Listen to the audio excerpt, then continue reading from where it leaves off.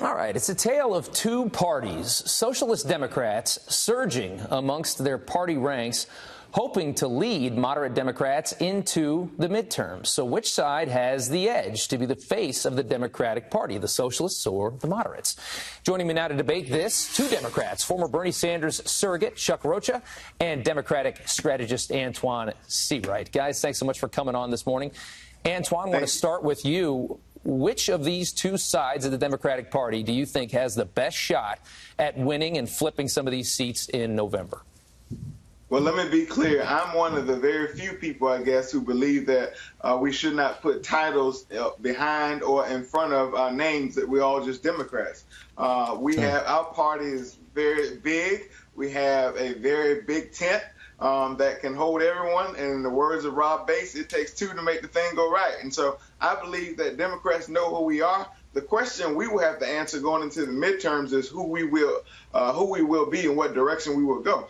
And I'm confident, if you look at last night, what happened in Ohio, if you look at Conor Lamb, that I'm confident that our party is big enough where we can win races in New York, Massachusetts, and in places like Ohio and Pennsylvania. Chuck, over to you. I know it really, in these races, it depends on the district that you're talking about. But as a general consensus, which way are you more comfortable with this party going? Further to the left or more moderate?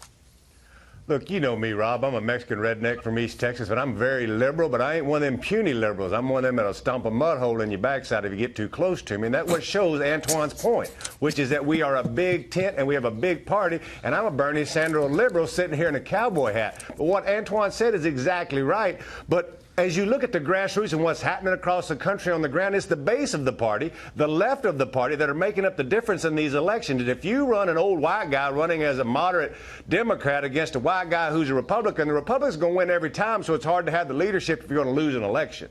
Well, and right there on the screen, we see identity politics right there at the bottom of the screen. It shouldn't really matter what color or gender a politician is. It should matter what they're going to do, right, Antoine?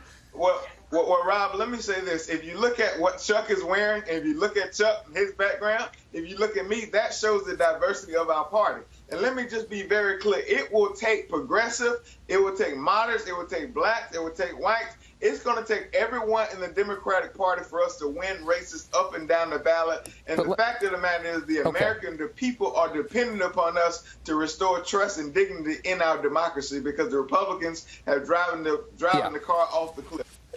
Chuck, let me bring this to your attention. I mean, last night it wasn't a good night for the socialists. All of the Ocasio-Cortez people were kind of got whooped last night in a lot of ways. And then on the other side of it, you see guys like Conor Lamb in Pennsylvania, who we just talked about. The moderate there did something amazing a few months ago. Danny O'Connor in Ohio somehow in a very red district nearly beat the Republican. Isn't that a case in point for moderate Democratic strategy in November? That is the way to win. Most of the country is not socialist.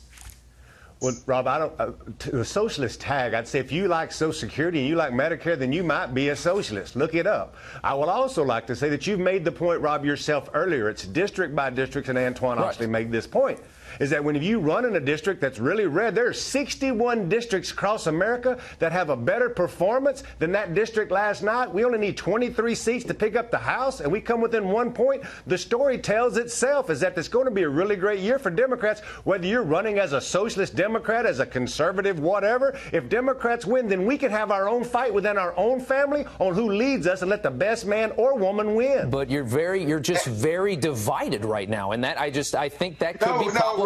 Rob. The only people who are trying to divide us are the Republicans, who are scared to death about what's going to happen in November. Again, we know who we are. The question will be where we're going. The fact of the matter is Republicans have the biggest liability they've had in a very long time. That's Donald Trump and his failed policies going into November. Half your party's running away from Pelosi. We got to go, guys. We appreciate it. Thank you so much for your time.